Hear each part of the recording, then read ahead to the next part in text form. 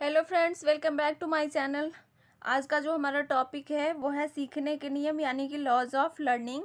Thorndike ने जो भी सीखने के नियम दिए हैं उनको आज हम लोग डिस्कस करेंगे। सो स्टार्ट करते हैं इस वीडियो को। थॉर्नडाइक ने सीखने के दो नियम बताए। सीखने के कितने नियम बताए? दो नियम, जिनमें पहला है सीखने के मुख्य नियम, जिसे हम प्राइमरी लॉज ऑफ लर्निंग भी कहते हैं। थॉर्नडाइक ने दो नियम बताए, जिनमें पहला है सीखने के मुख्य नियम, जिसे प्राइमरी लॉज ऑफ लर्निंग कहते हैं। अब इस प्राइमरी लॉज ऑफ लर्निंग को भी तीन भाग में बांट दिया गया, जिसमें पहला है तत्परता का नियम, law of readiness, and second है अभ्यास का नियम, law of exercise, and third है परिणाम का नियम, लॉ ऑफ इफेक्ट, और इसे प्रभाव या संतोष का नियम कह सकते हैं, जिसे सेटिस्फैक्शन कहते हैं। तो अब इसको हम डिटेल में जानते हैं। सबसे पहला क्या था? तत्परता का नियम, लॉ ऑफ रेडीनेस। ये क्या है?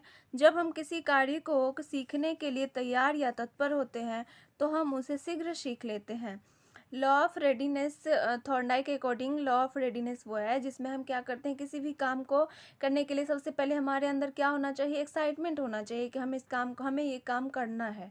पहले हम रेडी होते हैं किसी भी काम को करने के लिए। अगर हम मेरा मन नहीं रहेगा, आपका मन नहीं रहेगा, अगर हमारा मन ही नहीं रहेगा किसी काम को करने के लिए, कोई प्रेशर डाल के करवाता तो उसमें मन नहीं लगता और हम उस काम को सीख भी नहीं पाते जल्दी। तो सीखने के लिए सबसे पहले क्या ज़रूरी है कि हम रेडी हो जाएं उस काम को करने के लिए। या फिर क्लास में टीचर हैं तो कुछ सिखा रहे हैं तो क्लास में ऐसा माहौल क्रिएट करें जिससे कि बच्चों में रेडीनेस आए, वो खुद तैयार हो जाए सीखने के लिए, जिससे क्या हो सकता है कि हम जल्दी से सीख सकते हैं किसी चीज़ को। ठीक, नेक्स्ट है अभ्यास का नियम, लॉ ऑफ एक्सरसाइज। पहले था रेडीनेस, अब क्या है? एक्सरसाइज। जब हम रेडी हो जाते हैं काम को करने के लिए, उसके बाद क्या आता है? इस नियम का तात्पर्य अभ्यास कुशल बनाता है। Practice makes a man perfect, जैसे कहा गया है, practice makes a man perfect. अभ्यास क्या करता है? आदमी को परफेक्ट बनाता है। तो इस नियम के अंतर्गत यदि हम किसी कार्य का अभ्यास करते हैं तो हम उसे सरलतापूर्वक करना सीख जाते हैं। अगर हम बार बार किसी चीज़ को अभ्यास करते रहते हैं, प्रैक्टिस करते हैं, तो जल्दी उस चीज़ को भूलते नहीं हैं, उस चीज़ में हम परफेक्ट हो जाते हैं। जैसे कि यदि हम किसी सीखे हुए कार्य का अभ्यास करते हैं तो सीखना अस्थायी होता है। अगर हम किसी भी चीज़ को सीख लेते हैं, कोई भी पढ़ाई या कुछ भी हम काम सीखते हैं, तो उसके बाद उसका अभ्यास करते रहते हैं, प्रैक्टिस करते रहते हैं, तो वो क्या हो जाता है? वो चीज़ हमारे अंदर स्थायी हो जाता है। वो काम हम इस तरीके से सीख लेते हैं कि वो जल्दी भूलते नहीं हैं। इसे थॉर्नडाइक ने उपयोग का नियम कहा है, लॉ ऑफ यूज कहा है। और बिना अभ्यास से ज्ञान विस्मृत हो जाता है, इसे अनुपयोग यानी लॉ ऑफ डिसयूज कहा जाता है। थॉर्नडाइक ने कहा है कि बिना अभ्यास, बिना प्रैक्टिस से हम किसी भी ज्ञान को भूल सकते हैं। अगर हम कोई चीज़ सीख लेते हैं, उसका अभ्यास नहीं करते, तो बाद में हम भूल जाते हैं, तो क्या हो जाता है? उस काम या उस ज्ञान का अनुपयोग हो जाता है। नेक्स्ट है प्रभाव का नियम यानी law of effect. Law of effect क्या है? हम जिस कार्य को ज़्यादा अच्छे से करना चाहते हैं, जिसका परिणाम हमारे लिए हितकर होता है, जिससे हमें सुख एवं संतोष मिलता है, यदि हमें किसी कार्य को करने या सीखने में कष्ट मिलता है तो हम उसे नहीं दोहराते।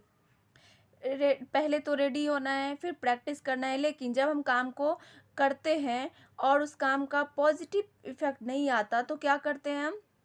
हमारा मन ही नहीं लगता। अगर हम कोई चीज़ बार बार सीख रहे हैं, हमसे नहीं हो रहा है, हमारा मन चिढ़ रहा है, तो क्या होगा उसके बाद? कि हम जल्दी उस काम को करना छोड़ देंगे या फिर करते रहेंगे लेकिन मन से नहीं करेंगे। तो उससे हमें क्या मिलेगा? कष्ट पहुँचेगा, हमारे अंदर जो संतुष्टि है वो नहीं मिल पाएगी हमें। तो यही है कि इफ़ेक्ट भी पॉजिटिव होना चाहिए। अगर नेगेटिव इफ़ेक्ट पड़ता है उस काम से तो हम उस काम को छोड़ देते हैं या फिर बिना मन से करते हैं। कोई भी काम हम इतना एक्साइटमेंट के साथ नहीं करते, उस काम को जल्दी ही छोड़ देते हैं, यही है। तो फर्स्ट नियम में क्या था कि तीन नियम था, law of readiness, law of practice and law of effect. अब थॉर्नडाइक का जो सेकेंड नियम है वह सीखने के सहायक या गौण नियम, सेकेंडरी लॉज ऑफ लर्निंग। इसको थॉर्नडाइक ने 5 भागों में बांटा है। तो फर्स्ट क्या है? अनुक्रिया का नियम यानी मल्टीपल रिस्पॉन्स। ये मल्टीपल रिस्पॉन्स क्या है? इस नियम के अनुसार किसी भी सीखने की परिस्थिति में प्राणी अनेक अनुक्रिया यानी रिस्पॉन्स करता है, जिसमें से प्राणी उन अनेक अनुक्रिया को सीख लेता है जिससे उसे सफलता मिलती है। जैसे कि हमें एग्जाम की तैयारी करनी है, तो एग्ज़ाम की तैयारी करनी है, हम समझ नहीं पा रहे हैं कि अगर 1 महीने के अंदर हमें एग्ज़ाम देना है, तो 1 महीने के अंदर पूरी तैयारी कैसे करें? तो बहुत सारे तरीके सोचते हैं कि इस तरीके से हम इस चैप्टर को अच्छे से पढ़ेंगे फिर, लेकिन जब तक समझ नहीं आता है कि प्रॉपर वे क्या है जो हम 1 मंथ में ही सारा कुछ सीख लें, तो बहुत सारे तरीके यूट्यूब पे सर्च करते हैं कैसे करें, या फिर खुद से प्रैक्टिस करते हैं। लेकिन जब पता चल जाता है कि नहीं, इस तरीके से अगर हम करेंगे तो सारे टॉपिक जो है कवर कर सकते हैं, तो वो क्या होता है कि बहुत सारे तरीके अपनाने के बाद जो तरीका प्रॉपर होता है, जिस तरीके से वो काम, उस काम में हमें सफलता मिलती है, तो वो क्या हो जाता है, अनुक्रिया का नियम। यानी कि बहुत सारे रिस्पॉन्स में उस रिस्पॉन्स को अपनाना जिससे हमें सक्सेस मिल सकती है। नेक्स्ट क्या है, तत्परता या मनोवृत्ति का नियम, यानी सेट और एटीट्यूड। ये क्या है, तत्परता या मनोवृत्ति से इस बात का निर्धारण होता है कि प्राणी किस अनुक्रिया को करेगा, किस अनुक्रिया को करने से कम संतुष्टि तथा किस अनुक्रिया को करने से अधिक संतुष्टि मिलेगी। अभी मैंने बताया कि अगर किसी भी काम को करते हैं और पॉजिटिव इफ़ेक्ट नहीं आता, उस काम से हमें सफलता नहीं मिलती, उस काम को करने में मन नहीं लगता, तो हम उस काम को छोड़ देते हैं। तो ऐसा काम जिसमें हमारा मन लगे, हमारी रुचि हो, जिसमें इंटरेस्ट हो, वो काम करने से क्या होता है, संतुष्टि मिलती है।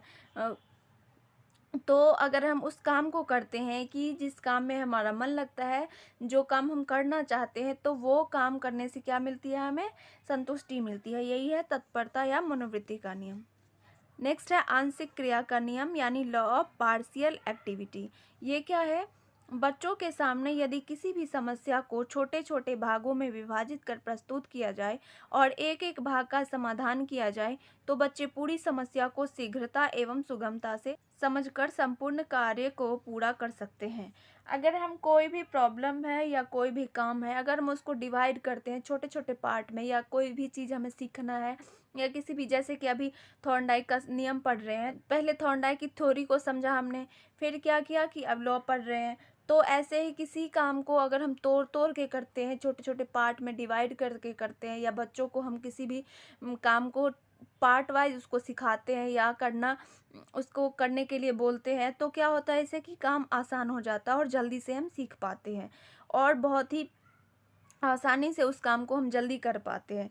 तो यही है आंशिक क्रिया का नियम, यानी लॉज ऑफ पार्शियल एक्टिविटी, कि किसी भी काम या किसी भी टॉपिक को अगर छोटे छोटे पार्ट में डिवाइड करके उसको अगर सीखें, तो उस काम को जल्दी सीख पाएंगे और बहुत ही आसानी से उसको समझ सकते हैं। नेक्स्ट है सादृश्य अनुक्रिया, यानी रिस्पॉन्स बाय सिमिलैरिटी और एनालॉजी। इस नियम में क्या होता है, इस नियम में प्राणी किसी नई परिस्थिति में वैसी ही अनुक्रिया को करता है जो उसके गत अनुभव या पहले सीखी गई अनुक्रिया को सदृश होता है।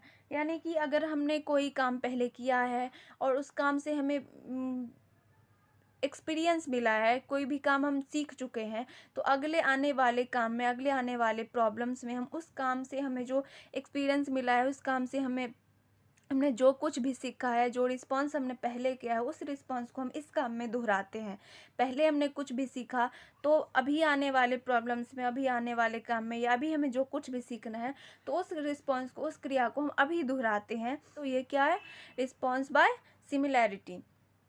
ओके, अब लास्ट नियम क्या है, साहचर्यात्मक स्थानांतरण, यानी एसोसिएटिव शिफ्टिंग। ये क्या है, इस नियम के अनुसार कोई अनुक्रिया जिसके करने की क्षमता व्यक्ति में है, एक नए उद्दीपक से भी उत्पन्न हो सकती है। इस नियम के अनुसार कोई अनुक्रिया, कोई रिस्पॉन्स जिसके करने की क्षमता व्यक्ति में है, जो व्यक्ति में क्षमता है कोई भी रिस्पॉन्स करने की, एक नए उद्दीपक से भी उत्पन्न हो सकती है। किसी नए उद्दीपक से कोई भी रिस्पॉन्स हमारे अंदर उत्पन्न हो सकती है। यदि एक ही अनुक्रिया को लगातार एक ही परिस्थिति में कुछ परिवर्तनों के बीच उत्पन्न किया जाता है, तो अंत में वही अनुक्रिया एक बिल्कुल ही नए उद्दीपक से भी उत्पन्न हो जाती है।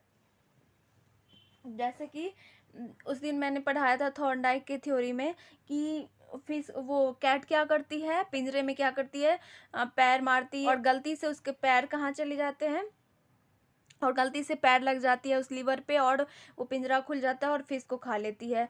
तो अगर हम क्या करें कि बिल्ली जब बाहर आती है, तो बिल्ली को क्या करें, उस फिश को उठाए और फिश को उठा के दिखाएं कि चलो यहाँ तक, अगर वो बिल्ली वहाँ बैठी है या उसी स्टिमुलस यानी कि फिश को अगर हम उसको उसके सामने रखें कि वो तो पैर मारना तो सीख गई कि पैर मार के लीवर खोलते हैं, इस लीवर पे पैर डालने से क्या होता है, पिंजरा खुल जाता है। लेकिन अगर हम उसको उसी स्टिमुलस के साथ अगर हम फिश को दिखा के कोई दूसरा रिस्पॉन्स उससे कराना चाहे, जैसे कि फिश को सामने रख के अगर बोलते हैं, धीरे धीरे हम उससे फिश दिखा के पीछे खिसकते हैं कि यहाँ और नज़दीक आओ और नज़दीक आओ तो फिश मिलेगी। तो इस तरह से वो क्या करेगी, वो आगे खिसकना सीखेगी। जैसे कि एग्जांपल के थ्रू मैं बता रही हूँ कि वो क्या करेगी कि आगे खिसकना चाहेगी, वो कि आगे खिसकने से क्या मिलेगा उसको, फिश मिलेगी। पहले तो था कि लीवर खोल के, पहले तो था कि पिंजरा खोल के बाहर आके उसको फिश मिलेगी। बाद में